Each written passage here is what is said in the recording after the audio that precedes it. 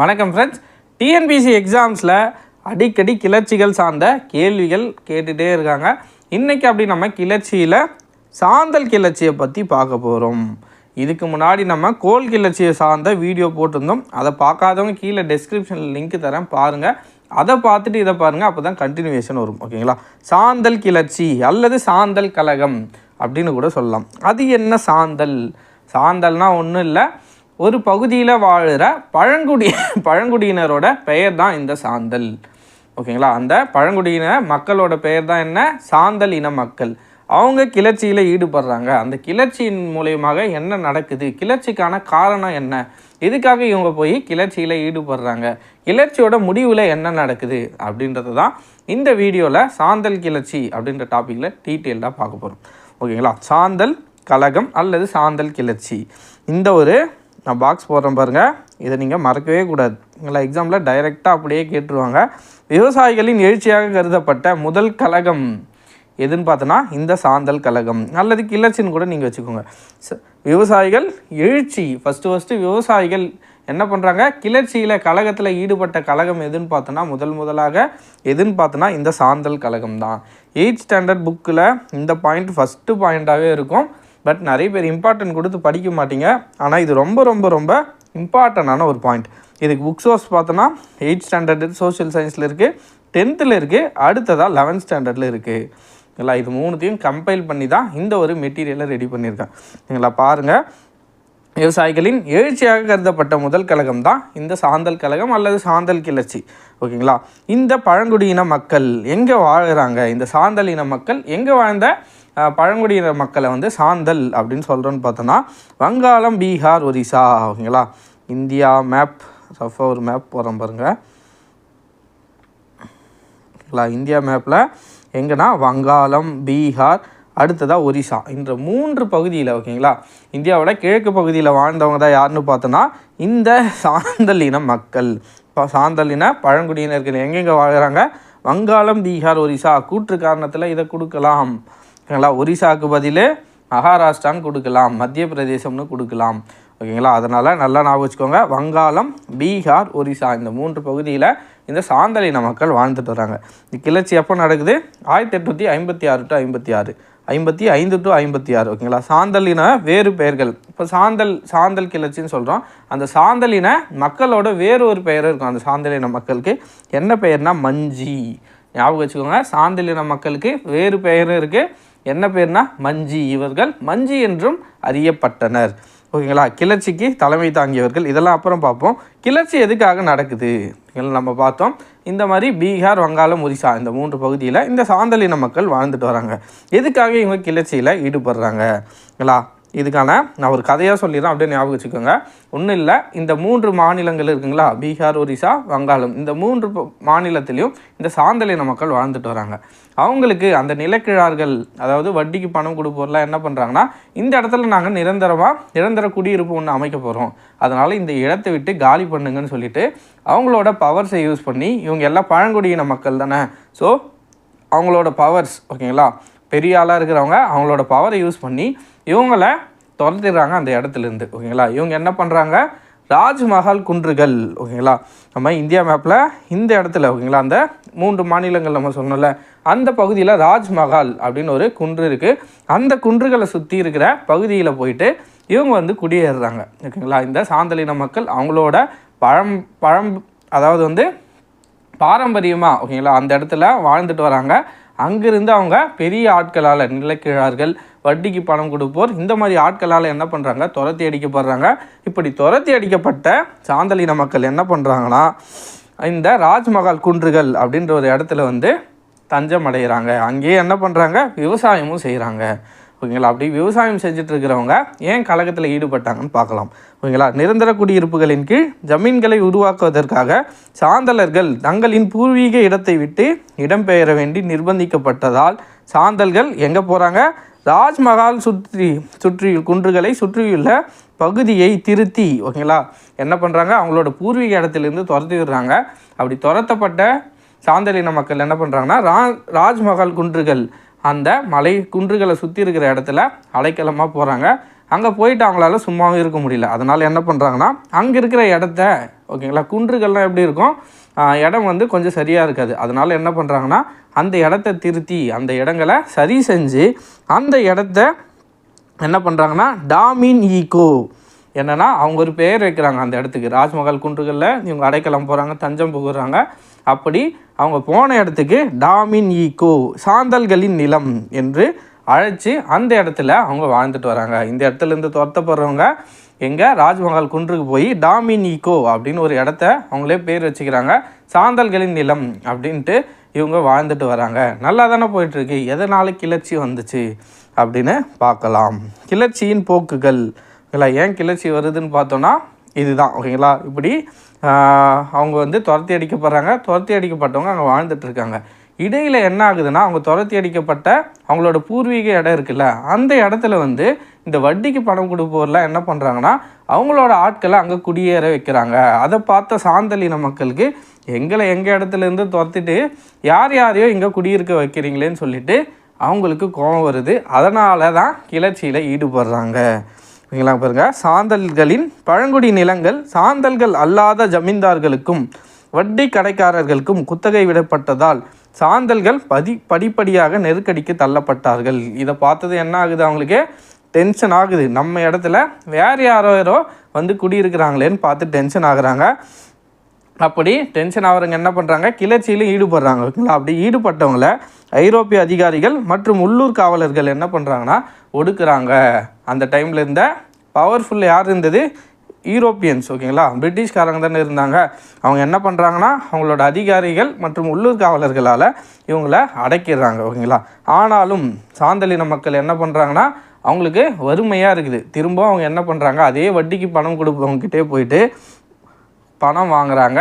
திருப்பி அதை அவங்களால கொடுக்கவும் முடியல. சாந்தலர்கள் தங்கள் வாழ்வாதாரத்துக்காக வட்டிக்கு பணம் கொடுப்பவரை சார்ந்து வாழ வேண்டிய நிலை உருவானதால் பணம் பறித்தல் போன்ற தீய வலையில் சிக்கத் தொடங்கினர். திரும்பவும் போயிட்டு அவங்கக்கிட்டே தான் கடன் வாங்க வேண்டிய நிலைமையாக இருக்குது. ஏன்னா விவசாயமும் சரியாக பண்ண முடியல, அவங்களோட பூர்வீக இடமும் பறி போயிடுச்சு.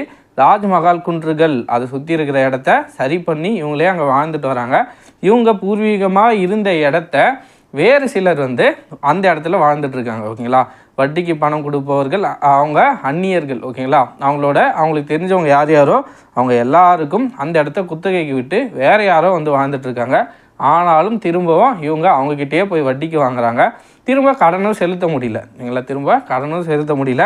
அதனால் என்ன ஆகுது, இவங்க தீய வழிக்கு போகிறவங்களோட இப்போது பணக்காராக யாராச்சும் போகிறாங்கன்னா வழிப்பறி பண்ணுறது இந்த மாதிரி வேலையில் ஈடுபடுறாங்க ஓகேங்களா. பணம் பறித்தல் போன்ற தீய வலையில் சிக்க தொடங்குறாங்க. தீய வழியில் போனால் தான் நம்மளால் பணத்தை சம்பாதிக்க முடியும்னு தீய வழிக்கும் போகிறாங்க. 1854 ஓகேங்களா, பீர் சிங்னு ஒருத்தர் என்ன பண்ணுறாருன்னா மகாஜனங்கள் அப்படின்னா அந்த ஜமீன்தார்கள்லாம் இருப்பாங்களா அந்த மாதிரி ஆட்கள் ஓகேங்களா மற்றும் வர்த்தகர்களுக்கு எதிராக சமூக கொள்ளை நடவடிக்கைகள் நடந்தன. பீர் சிங்னு ஒருத்தர் என்ன பண்ணுறாருன்னா இதே மாதிரி மகாஜன்கள், அதாவது வந்து இந்த நிலக்கிழார்கள்லாம் இருக்காங்களா, பெரிய பெரிய நிலக்கிழார்கள், அவங்களோட இடத்தெல்லாம் போயிட்டு கொள்ளையடிக்கிறாரு. யாருன்னா பீர் சிங் ஓகேங்களா. அடுத்தது 1855 வருவோம்.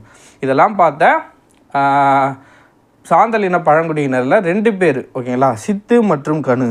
இந்த 2 பேர் என்ன பண்ணுறாங்கன்னா எங்களுக்கு இந்த எல்லா விஷயத்தையும் பார்க்குறாங்க. இவங்க பார்த்துட்டு என்ன பண்ணுறாங்கன்னா அந்த சாந்தலின மக்கள்கிட்ட போய் சொல்கிறாங்க, எங்களுக்கு கடவுளிடம் இருந்து தேவ செய்தி வந்துடுச்சு அப்படின்ற மாதிரி இவங்க ஒரு டயலாகை விடுறாங்க. அது சொன்னது என்ன ஆகிடுதுன்னு பார்த்தோன்னா எல்லா மக்களும் கிளர்ச்சியில் ஈடுபடுறாங்க. அவங்க என்ன சொன்னாங்கன்னு பாருங்கள்.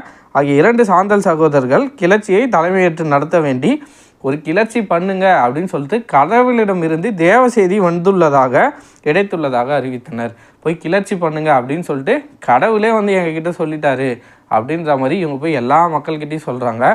இப்படி இவங்க 2 பேரும் சொன்னது என்ன ஆகுதுன்னு பார்த்தோன்னா கிளர்ச்சி ஸ்டார்ட் ஆகுது ஓகேங்களா. இதில் ஃபஸ்ட்டு சித்து அப்படின்றவர் தான் கிளர்ச்சிக்கு தலைமை தாங்கியிருப்பார். அடுத்ததாக இவர் அரெஸ்ட் பண்ணியிருப்பாங்க. அடுத்ததாக கனு அப்படின்றவர் தலைமை தாங்கியிருப்பார். என்ன சொல்லியிருப்பாங்க, கடவுளிடமிருந்து எனக்கு தேவ செய்தி வந்துடுச்சு, அதனால் நம்ம கிளர்ச்சி செய்யணும், கிளர்ச்சி செய்ய சொல்லி தேவ செய்தி வந்துடுச்சுன்னு போயிட்டு எல்லா மக்கள்கிட்டையும் சொல்கிறாங்க. அதை எல்லா மக்களும் நம்பி கிளர்ச்சியிலையும் ஈடுபடுறாங்க. இதில் 1855 ஆண்டு ஜூலை மாதத்தில் கிளர்ச்சியானது மகாஜன்கள், ஜமீன்தார்கள், ஆங்கிலேய அதிகாரிகள் ஆகியோருக்கு எதிராக வெளிப்படையாக நடைபெற்றது. யார் யாருன்னு பார்த்துக்கோங்க. மகாஜன்கள், ஜமீன்தார்கள் மற்றும் ஆங்கிலேய அதிகாரிகள் 3 பேர்களுக்கும் எதிராக கிளர்ச்சியில் ஈடுபடுறாங்க. இதுதான் முக்கியம். வில் மற்றும் விஷம் தடவிய அம்புகளை இயந்தியவாறும் கோடாரிகள், ஓகேங்களா, கோடரிகள்னு இருக்குது, கோடாரிகள் ஓகேங்களா, கோடாரிகள், கத்திகள் ஆகியவற்றுடன் ராஜ்மஹால் மற்றும் பாகல்பூர் நோக்கி கம்பெனி ஆட்சிக்கு முடிவு கட்டப் போவதாக முழக்கமிட்டு பேரணியாக சென்றனர். ஓகேங்களா, ஆங்கிலேய அரசு என்ன பண்ணுறாங்க, அவங்களோட பவரை காட்டுறாங்க. இவங்க என்ன பண்ணுறாங்க, விஷம் மற்றும் வில் தடவிய அம்புகளை எடுத்துக்கிட்டு இவங்க இந்த ராஜ்மஹால் மற்றும் பாகல்பூர் நோக்கி கம்பெனி ஆட்சிக்கு நாங்கள் முடிவு கட்ட போகிறோம்பா அப்படின்னு சொல்லிட்டு இவங்க கூட்டமாக பேரணியாக கிளம்புறாங்க. இருந்தாலும் கடைசியில் என்ன நடந்திருக்குன்னு எல்லாருக்கும் தெரிஞ்சது தான். அதுக்கு முன்னாடி ஒரு டேட்டா இருக்குது பாருங்கள். கிளர்ச்சியின் முதல் வாரத்தில், கிளர்ச்சி ஸ்டார்ட் ஆகிடுச்சு. கிளர்ச்சியோட முதல் வாரத்தில் 10 பேர், ஓகேங்களா, 10 பேர் என்ன பண்ணுறாங்கன்னா ஒரு குழு மோங்கபர்ரா, ஓகேங்களா, அப்படின்ற கிராமத்தை தாக்கி தீக்கிரையாக்குது. பின்னர் கிளர்ச்சியின் பிற்பகுதியில் விவசாயிகளும் சேர்ந்து கொண்டனர். ஃபஸ்ட்டு என்ன பண்ணுறாங்கன்னு பார்த்தோன்னா, கிளர்ச்சி தொடங்குது. 10 பேர் அடங்கிய குழு என்ன பண்ணுறாங்கன்னா மோங்கபர்ரா அப்படின்ற கிராமத்தை தாக்கி தீக்கிரையாகிடுறாங்க. போக போக இந்த கிளர்ச்சியில் விவசாயிகளும் வந்து சேர்ந்துக்கிறாங்க. ஓகேங்களா, சார்லஸ் மசெக் அவுரி தொழிற்சாலையை அவுரித் என்னும் விவசாயி தலைமையில், ஓகேங்களா, சார்லஸ் மசேத் விவசாயி தலைமையில் அவுரித் தொழிற்சாலை, இங்கே அவுரி வரக்கூடாது, சார்லஸ் மசேக், ஓகேங்களா, அப்படின்னு ஒரு விவசாயி என்ன பண்ணியிருப்பார்னா அவுரி தொழிற்சாலைகளை தாக்கி கொள்ளையடிச்சிருப்பார். ஓகேங்களா, இது அவ்வளோ இம்பார்ட்டண்டான டேட்டா இல்லை. பட் இம்பார்ட்டண்டான டேட்டா என்னன்னு பார்த்தோன்னா, சித்து மற்றும் கனு என்ன பண்ணுறாங்க, கடவுளிடமிருந்து எனக்கு தேவ செய்தி வந்துடுச்சுப்பா, எல்லோரும் கிளர்ச்சியில் ஈடுபடணும்னு சொல்கிறாங்க. அதை நம்பி மக்களும் கிளர்ச்சியில் ஈடுபடுறாங்க. போக போக விவசாயிகளும் வந்து இந்த கிளர்ச்சியில் ஈடுபடுறாங்க. ஓகேங்களா, கிளர்ச்சியோட இறுதிக்கட்டம் எல்லாருக்கும் தெரிஞ்ச மாதிரி தான். என்ன தான் கிளர்ச்சி பண்ணாலும் கோல் கிளர்ச்சி மாதிரி ஆங்கிலேய அரசால் இவங்க ஒடுக்கப்பட்டிருப்பாங்க. ஓகேங்களா, கிளர்ச்சியை ஒடுக்க ஆங்கிலேயர்கள் தரப்பிலிருந்து மிருகத்தனமான நடவடிக்கைகள் தொடங்கின. இராணுவம் குவிக்கப்பட்டு சாந்தல் கிராமங்கள் படிப்படியாக ஒன்றாக தீக்கிரையாக்கப்பட்டன. என்னதான் இவங்க கிளர்ச்சி பண்ணாலும் ஆங்கிலேயர்கள்கிட்ட இருந்த பவரை இவங்களால் ஒன்றும் பண்ண முடியல. அவங்க என்ன பண்ணுறாங்க, இராணுவத்தை குவித்து மிருகத்தனமான நடவடிக்கையின் மூலம் இந்த கிளர்ச்சியை அடக்கிடுறாங்க. கோல் கிளர்ச்சியில் என்ன நடந்துச்சோ அதே தான். ஆனால் ஓகேங்களா, நல்லா பாருங்கள், கிளர்ச்சியோட முடிவில் 15,000 20,000 சாந்தல் கிளர்ச்சியாளர்கள் கொல்லப்பட்டார்கள் என தெரிகிறது. அப்போ பாருங்கள், இந்த கிளர்ச்சி எவ்வளோ பெருசாக நடந்திருக்குன்னு பாருங்கள். கிட்டத்தட்ட 15,000 பேர்லேருந்து 20,000 பேர் வரைக்கும் கொல்லப்பட்டார்கள். அப்போது எவ்வளோ பெரிய கிளர்ச்சியாக நடைபெற்றிருக்கும். இதை ஆங்கிலேயர்கள் எப்படி மிருகத்தனமாக ஒடுக்கியிருக்காங்கன்னு பாருங்கள். ஓகேங்களா, 1800 இப்படி ஒடுக்கிட்டாங்க. ஓகேங்களா, கிளர்ச்சி முடிஞ்சு போச்சு. முடிஞ்சதுக்கப்புறம் என்ன பண்ணுறாங்கன்னா, ஆங்கிலேயர்கள்லாம் சேர்ந்து 1855 வசம் இருந்த பகுதிகளை ஒழுங்குமுறைப்படுத்த பற்றிய சட்டம் நிறைவேற்றப்பட்டது. சாந்தல் பர்கானா மண்டலம், என்னென்னா சாந்தல் பர்கானா மண்டலம் அப்படின்னு ஒரு மண்டலத்தை உருவாக்குறாங்க. அப்படி உருவாக்கிட்டு அந்த நிலத்தில் வந்து அந்நிய ஆக்கிரமிப்பிலேருந்து பாதுகாக்கப்படுது. சாந்தலின மக்கள் மட்டும்தான் வாழணுன்னு அப்போ ஒரு சட்டத்தை போடுறாங்க. இதை முன்னாடியே போட்டிருந்தாங்கன்னா இவ்வளோ பெரிய கிளர்ச்சி கழகமே நடந்திருக்காது.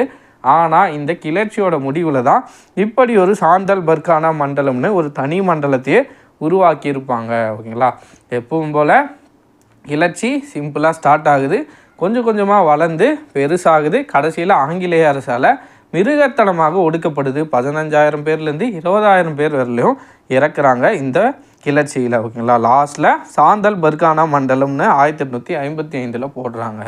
ஓகேங்களா, அவ்வளோதான் ஃப்ரெண்ட்ஸ். இதுதான் இந்த சாந்தல் கிளர்ச்சி. இல்லை, இதுக்கு முன்னாடி நம்ம கோல் கிளர்ச்சி பார்த்துருக்கோம். அடுத்ததாக இப்போ சாந்தல் கிளர்ச்சி பார்க்குறோம். அடுத்ததாக முண்டா கிளர்ச்சின்னு ஒன்று இருக்குது. ஓகேங்களா, இந்த 3 கிளர்ச்சி பார்த்தோன்னா கிளர்ச்சி ஓவர். ஓகேங்களா, இந்த 3 கிளர்ச்சியை சார்ந்து தான் கிளர்ச்சியிலேருந்து கேள்வி வரும். ஸோ இன்னும் ஒரே கிளர்ச்சி தான் இருக்குது. அதை பார்த்துட்டோன்னா கிளர்ச்சி சார்ந்து எந்த கேள்வி வந்தாலும் நம்மளால் அட்டன் பண்ண முடியும். மேக்ஸிமம் இப்போல்லாம் கூற்று காரணத்தில் தான் கிளர்ச்சியே கேட்குறாங்க. அதனால் கதையாக நல்லா தெரிஞ்சு வச்சுக்கோங்க. கதை தெரிஞ்சால் மட்டும்தான் கூற்று காரணத்தில் நம்மளால் அட்டன் பண்ண முடியும். ஒரு சில டைம் நம்ம புத்தகத்திலே இல்லாத சில பாயிண்ட்டுகளையும் கொடுத்துட்டு கேள்வியாக கேட்குறாங்க. ஓகேங்களா, அதுக்கு நம்ம கதை புரிஞ்சு வச்சுருந்தோன்னா ஓரளவுக்கு இல்லை, நம்ம மேக்ஸிமம் அந்த கதையை நல்லா தெரிஞ்சு வச்சுருந்தோன்னா மேக்ஸிமம் அந்த கேள்விக்கு ஓரளவுக்கு கரெக்டாகவே ஆன்சர் பண்ணிடலாம். ஓகேங்களா, அவ்வளோதான் ஃப்ரெண்ட்ஸ், இந்த வீடியோ உங்களுக்கு பயனுள்ளதாக இருக்கும்னு நினைக்கிறேன். சாந்தல் கிளர்ச்சி முடிவடைந்துச்சு. அடுத்ததாக முண்டா கிளர்ச்சியை இன்னொரு நாள் பார்க்கலாம். ஓகேங்களா? அவ்வளோதான் ஃப்ரெண்ட்ஸ். கருத்துக்கள் ஏதாவது இருந்தால் கீழே கமெண்ட்டில் மறக்காமல் சொல்லுங்கள். அடுத்த வீடியோவில் சந்திப்போம். நன்றி.